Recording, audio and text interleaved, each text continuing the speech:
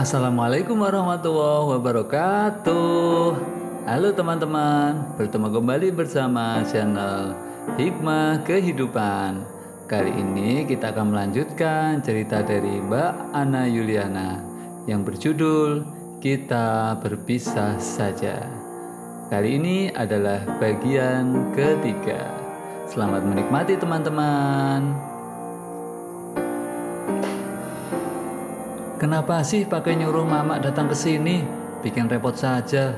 Bu Sulis, ibu dari Bagus, langsung menghujani anaknya dengan rentetan pertanyaan begitu ia tiba di rumah putra sulungnya. Bagus menghela nafas lega. Akhirnya emaknya mau juga datang dan membantunya menyelesaikan masalah rumah tangganya.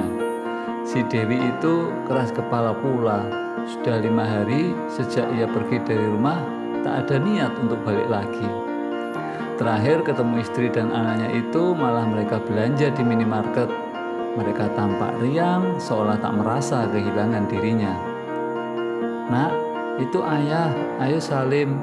Dewi meminta pelita putrinya menyalami Bagus. Anak kecil itu mengambil cepat tangan ayahnya dan menciumnya. Cepat lalu larut dalam keasikannya menikmati es krim di tangannya. Belanja, Wi? Cukup uangnya? Tanya Bagus sinis. Pasti dia baru merasa kalau belanja itu perlu uang banyak. Kan selama ini ia taunya cuma minta saja. Alhamdulillah, Mas, daganganku di kantin selalu saja laku, gak bersisa.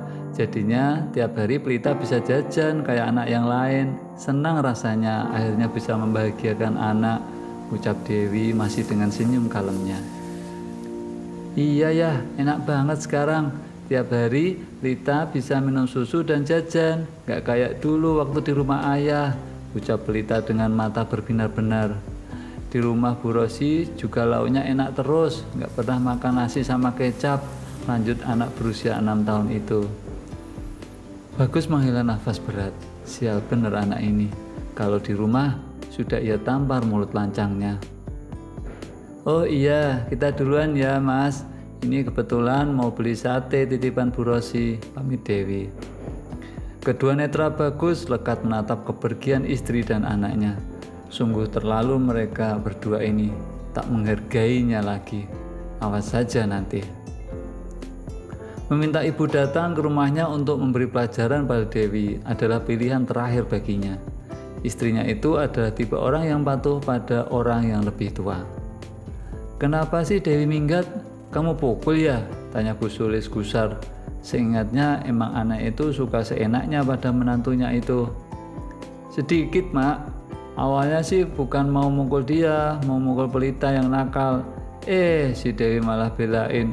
Aku kesel dong. Ya sudah, gua habisi saja si Dewi pakai gagang sapu. Gak banyak, paling cuma 5 sabetan, jelas bagus. Emang si pelita nakal ngapain? Nangis mau beli es krim, kan aku lagi tidur siang. Pusing kepalaku terganggu, ya jadi emosi, ku tendang si pelita. Kamu yang salah itu, anak kecil kamu pukul. Gak ada otak kamu ya. Bu Sulis melempar dompetnya tepat mengenai wajah putranya. Sakit, Mak. Nah, itu kamu tahu kalau dipukul sakit. Gimana si pelita sama Dewi yang sering kamu pukul? Makanya jadi manusia itu otak dipakai, jangan dijadiin pajangan di kepala doang. Mendidih rasanya hati Bu Sulis mendengar cucu kesayangannya ditendang oleh putranya. Mamak jangan gitulah, kok malah belain mereka? Yang anak Mamak ini aku. Bagus mulai merengek. Sejak kecil ia sudah terbiasa dimanja. Sudah, gak usah manja-manja kamu. Terus sekarang mereka kemana? Mereka pergi dari rumah, Mak, numpang tempat kepala sekolah di SD depan itu. Mereka bawa uang enggak? Ya enggak lah, enak saja bawa uang. Kan si Dewi itu nganggur. Kusuruh pergi bawa baju di badan saja, jelas bagus lagi. Nah, seharusnya mereka pasti kesusahan, kan bentar lagi balik ke sini.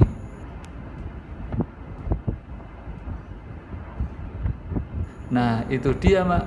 Harusnya gitu, tapi si Dewi malah makmur semenjak pergi dari rumah ini. Ia jualan di kantin sekolah sekarang. Bu Sulis memijit kepalanya yang tak pusing. Anaknya ini ada-ada saja tingkahnya.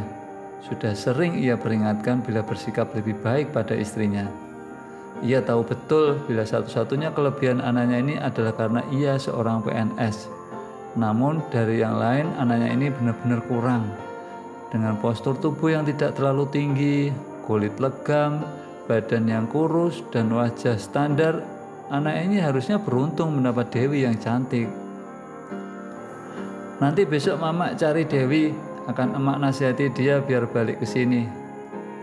Suruh juga dia minta maaf padaku, Mak. Marahi bila perlu dan kasih dalil kalau melawan suami itu berdosa, saran Bagus. Tak usah banyak tingkah. Syukur-syukur nantinya Dewi masih mau balik. Coba lihat rumahmu ini, sudah kayak kapal pecah ditinggal istri sebentar.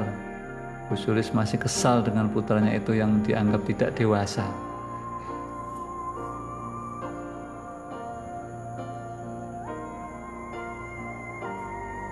Dewi tak menyangka bila perpisahannya dengan suami akan membuka peluang usaha untuknya. Ia memang suka memasak, mencoba berbagai resep baru, dan melakukan eksperimen pada masakannya. Ia suka memasak semua makanan, mulai dari cemilan manis, masin, hingga makanan berat pun ia suka. Ia tak pernah sadar atau mungkin telah merasa rendah soal kemampuannya meracik makanan ketika masih menjadi istri Bagus. Suaminya itu mana pernah memuji atau sekedar memberi semangat ketika ia telah berusaha payah menyajikan hidangan lezat dengan uang belanja pas-pasan. Masakan kayak gini saja, hambar, gak ada rasa, gak enak, gak becus, bentak suaminya sambil menghabiskan 2 mangkok sup ayam kampung buatannya. Aku ngabisin ya karena menghargai usahamu masak untuk aku, bukan karena ini enak ya, lanjut Bagus sambil berlalu. Sakit, jangan ditanya, padahal ia sengaja memasak sebaik mungkin, berharap mendapat sedikit pujian dari suaminya. Tapi sudahlah, berkali ia berusaha namun tak kunjung menyenangkan hati suami. Sejak itu ia tak percaya diri lagi. Berkali dihina membuatnya merasa benar-benar terpuruk dan bahkan membenci dirinya. Masakanmu ini enak loh, Wi. Semua bumbu pas di lidah, terus tingkat kematangannya pun sempurna, jadi nilai gizi bahan makanan tetap terjaga, puji Bu Rosi ketika Dewi menghidangkan semangkok soto pada wanita baik itu. Masa iya, Bu? Beneran enak toh? Tanya Dewi tak percaya.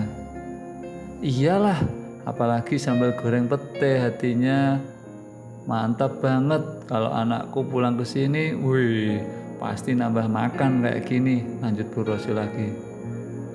Terima kasih Bu, saya jarang mendapat pujian kalau di rumah. Ntar kalau ada rapat atau ada acara di SD, biar ibu suruh kamu saja yang masak daripada beli di luar. Bener Bu, emang pantas? Pantas lah. Ntar kalau banyak yang suka, ibu beliin kamu alat catering, biar bisa jadi usaha kamu. Ya Allah Bu, serius? Iya, tapi lihat dulu orang lain banyak yang suka masakan kamu gak? Kita tes pasar dulu ya. Iya Bu, iya. Entah bagaimana Dewi harus mengucap syukur. Selalu saja ada pertolongan Allah di setiap kesulitan. Ia tak menyangka bila orang lain yang bahkan tak memiliki hubungan keluarga dengannya lah yang akhirnya membantu. Baik teman-teman, untuk seri 3 bagian 3 sudah cukup ya, bersambung dulu ya, nantikan bagian 4 selanjutnya. Terima kasih teman-teman telah membaca bersama kami channel Hikmah Kehidupan. Assalamualaikum warahmatullahi wabarakatuh. Dadah, kami pamit dulu.